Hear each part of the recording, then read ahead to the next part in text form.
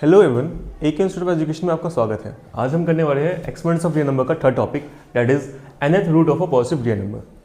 जैसे कि हम देख सकते हैं यहाँ पे दिया हुआ है a की पावर 1/n। इसे हम लिख सकते हैं nth रूट ऑफ a, जहाँ पे a और n क्या होंगे, दोनों पॉजिटिव इंटीजर्स होंगे। चलिए कुछ एग्जाम्पल्स देखते हैं। फॉर एग्जाम्पल यहाँ पे दिया हुआ है 8 की पावर 1/3, जिसे हम लिख सकते हैं 2 का होल क्यूब की पावर 1/3। जैसे कि हम लास्ट क्लास में पढ़ चुके हैं कि अगर किसी की पावर के ऊपर पावर लगाओ तो पावर क्या हो जाता है, आपस में मल्टीप्लाई हो जाता है।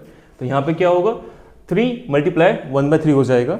और सिंस 3 यहाँ न्यूमरेटर में है और 3 क्या है यहाँ पे डिनोमिनेटर में है, तो ये एक दूसरे को कैंसिल आउट कर देगा।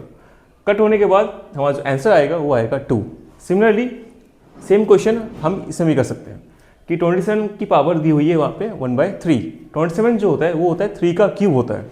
जैसे हम सॉल्व करेंगे तो अगेन हमारा आंसर क्या आएगा, 3 आएगा। चलिए अब कुछ क्वेश्चन सॉल्व करते हैं। जैसे पहला क्वेश्चन दिया हुआ है 625 की पावर -1/2 की होल पावर दिया हुआ है -1/2।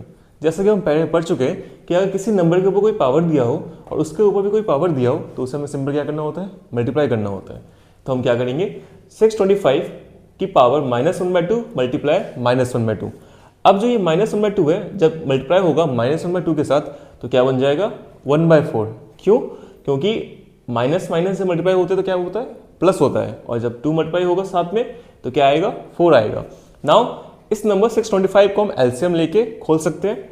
जब हम इसका एलसीएम लेंगे तो हमारा जो आंसर आएगा that is 5 multiply 5 multiply 5 multiply 5 की होल पावर 1/4। नाउ इस नंबर को हम कुछ इस प्रकार से लिख सकते हैं, 5 की पावर 4। नाउ जब इसको सॉल्व करेंगे अगेन सेम कंडीशन बन रहा है कि एक नंबर दिया हुआ है, उसके ऊपर एक पावर दी हुई है और उसके ऊपर भी एक पावर दी हुई है। तो यहाँ पे क्या होगा, पावर आपस में मल्टीप्लाई हो जाएंगे। जब इसको हम सॉल्व करेंगे तो हमारा फाइनल आंसर क्या आएगा, 5 आएगा।